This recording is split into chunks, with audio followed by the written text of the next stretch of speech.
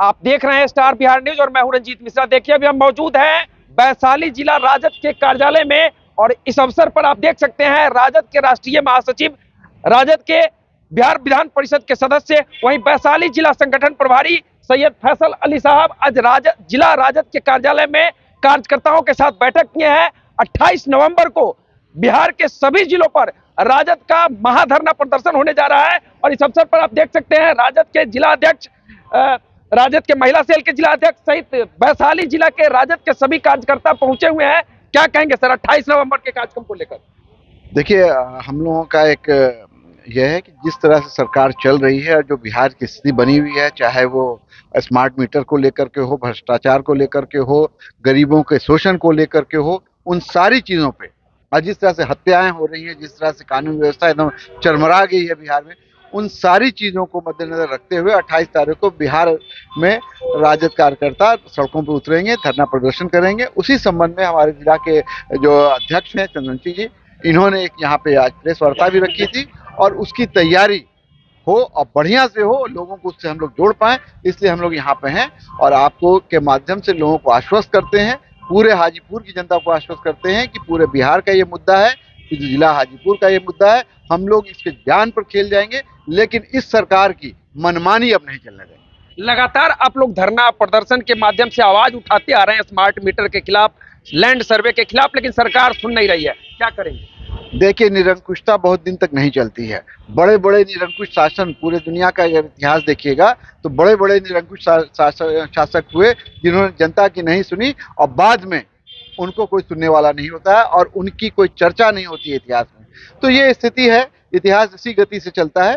हमको लोगों को ये पूरा विश्वास है कि बिहार और भारत एक लोकतांत्रिक प्रक्रिया को समाहित करके चलने वाला राष्ट्र है। यहाँ की जनता लोकतंत्र पर विश्वास करती है, तो जो लोकतांत्रिक तरीका हम लोगों का है, धरना प्रदर्शन जुलूस, वो हम लोग करते रहेंगे और उसी माध्यम से, जैसे हमारे महात्मा गांधी ने अंग्रेजों को भगाया, उसी माध्यम से हम लोग इस सरकार को घुटने पे लाने का काम करेंगे। लगातार धरना प्रदर्शन सहित सभी कार्यों पर आगे बढ़ रहे हैं। आपके पार्टी के नेता तेजस्वी यादव भी कर रहे हैं, लेकिन उपचुनाव हुआ है, चारों सीट आप लोगों के हाथ में कोई भी सीट नहीं आई। 4 सीटें में बेलागंज जैसी सीट हार जाते हैं, क्या कहेंगे? देखिए, तेजस्वी यादव जी हम लोग राजद का गढ़ माना जाता था बेलागंज। देखिए, तेजस्वी यादव जी के संबंध में आपने कहा, तेजस्वी यादव जी हम लोगों के प्रेरणा स्रोत हैं, हम लोग के शक्ति पुंज हैं और उन्हीं के निर्देशानुसार राष्ट्रीय अध्यक्ष जी का जो निर्देश होता है उस अनुसार हम लोग काम करते हैं। देखिए, चुनाव में हार जीत होती है।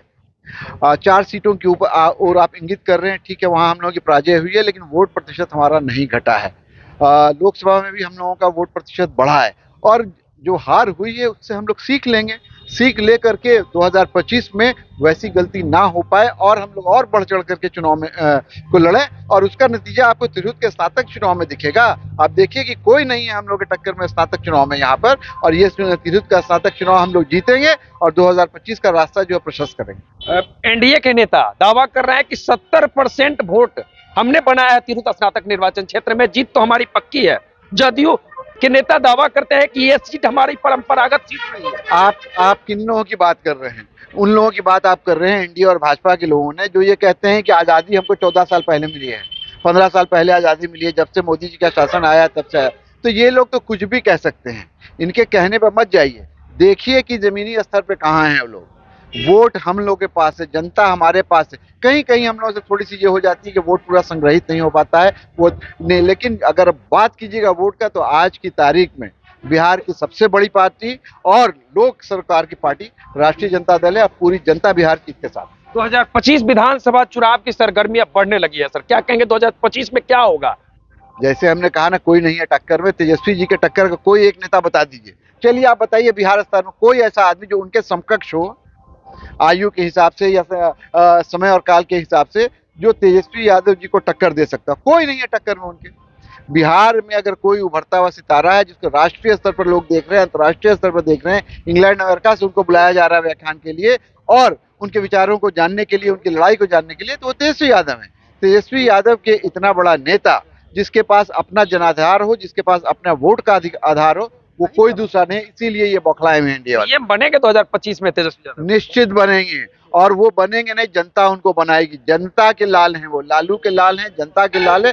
जनता उनका तिलक अभिषेक करेगी और उनका राज्याभिषेक होगा 2025 में। 2025 में तेजस्वी यादव का बिहार में राज्याभिषेक होगा। तो इस अवसर पर आप देख सकते हैं वैशाली के राजद जिला राजद के कार्यालय में थे। 28 नवंबर को राजद के द्वारा बिहार के सभी जिला मुख्यालय पर धरना प्रदर्शन होने वाला है, जिसको लेकर यहाँ बैठक हुई है। तो चलिए बाकी इस वीडियो पर आपकी क्या प्रतिक्रिया है कमेंट करके बता सकते हैं। देखते रहिए स्टार बिहार न्यूज। बहुत बहुत धन्यवाद।